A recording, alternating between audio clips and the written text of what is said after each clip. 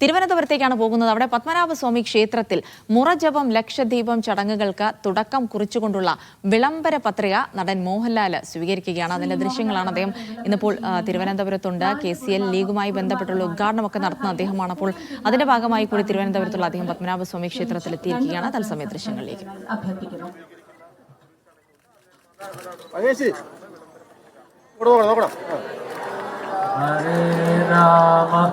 Ram Ram Hare Hare Hare Krishna Krishna Krishna Hare Hare Hare Ram Ram Ram Hare Hare Hare Krishna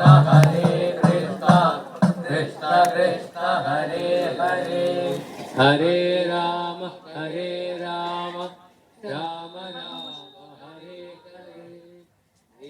Sijo V John വിവരങ്ങൾ നൽകും. Sijo, KCL cricket ലീഗുമായി ബന്ധപ്പെട്ട ഉദ്ഘാടനം ഇന്നിപ്പോൾ വൈകിട്ട് നടക്കുമ്പോൾ അദ്ദേഹം മോഹൻലാൽ അവിടെ തലസ്ഥാന നഗരിയിലുണ്ട്. അതിന്റെ ഭാഗമായിട്ടാണോ പത്മനാഭസ്വാമി ക്ഷേത്ര ദർശനം? അവിടെ എന്തൊക്കെ ചടങ്ങുകളാണ് നടന്നത്? മുറജപം ലക്ഷദീപ ചടങ്ങുകൾക്ക് തുടക്കമായിരിക്കുകയാണ്. 26 ദിവസമാണ് ഈ ചടങ്ങുകൾ നടക്കുന്നത്. അതിന്റെ ഭാഗമായിട്ടുള്ള തുടക്കമായിരിക്കുന്നത് ദീപം തെളിയിച്ചു. ഇതിന്റെ പത്രിക മോഹൻലാലിന് രാജഭവൻ കൈമാറുകയും ചെയ്തിരിക്കുകയാണ്. ഇന്ന് രാവിലെ 7:15 മോഹൻലാല് ക്ഷേത്രത്തിലെത്തുന്നത്. അതിനുശേഷം